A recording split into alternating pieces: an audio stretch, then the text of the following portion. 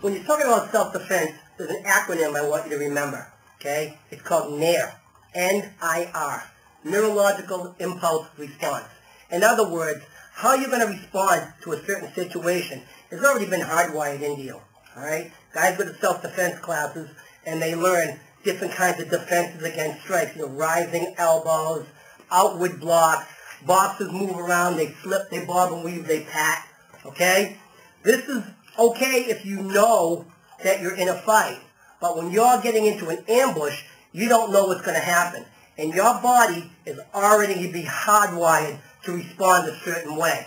And you feel as though he's going to kick you in the groin, the first thing you do is you protect your groin, all right? If somebody says to you, hey, heads up, that's what you do. You cover up. In other words, it's your nervous system that's taking over. Once the nervous system takes over and the intellectual mind can realize, then it makes a response.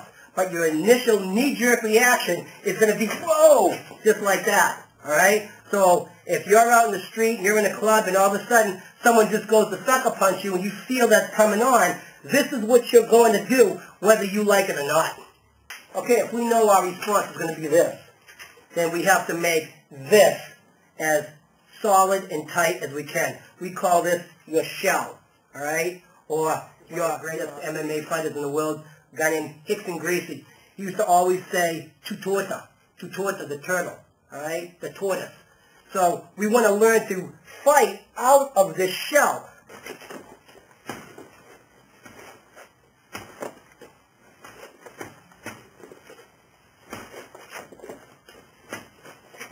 Roll the punches, roll the punches. You see this one coming, you roll that one. You see this one coming, you roll this one. Keep your eyes on me, watch me all the time.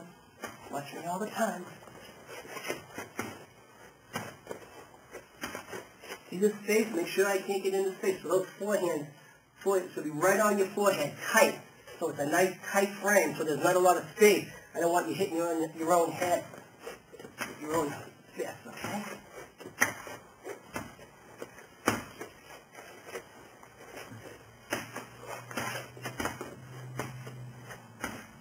You notice I'm not hitting you very hard, right? Yeah, I do. Okay, so your hands are on your forehead tight. You want to be able to peek through, like this, okay? The peekaboo. Years ago, Archie Moore, famous boxer, created this concept called peekaboo. It was more like this. You see Foreman used to do it a lot, and then a lot of other boxers did that. Well, we don't want to be like this because we're not just boxing. There's grapplers, and we don't want to give up our body, all right? So our shell is going to be like this, and we're going to peekaboo right through here. The reason these have to be tight to your forehead is because you don't want to get shots and have these bouncing off your head. So we're going to stay like this. We're going to curve our body this way so that we actually form a shell so that we can keep our elbows tight like this. So the guy can't get to our body, and we're not going to take unnecessary punches. Why the shell, this response is so important, is that we don't know what strike is going to come. A straight punch, hooks, uppercuts, a clinch. So if you have a predetermined block for a predetermined strike, if that strike doesn't come in, you could be blocking when another strike is coming in. When you're in your shell like this, all the strikes are the same. It doesn't matter whether he's hooking, punching straight, uppercuts. It doesn't matter if he's clinching. It doesn't matter if he has a left lead or a right lead. This shell will take care of all of that. All right? And considering we're hardwired to do this anyway, this is where we're going to fight out of. All right? So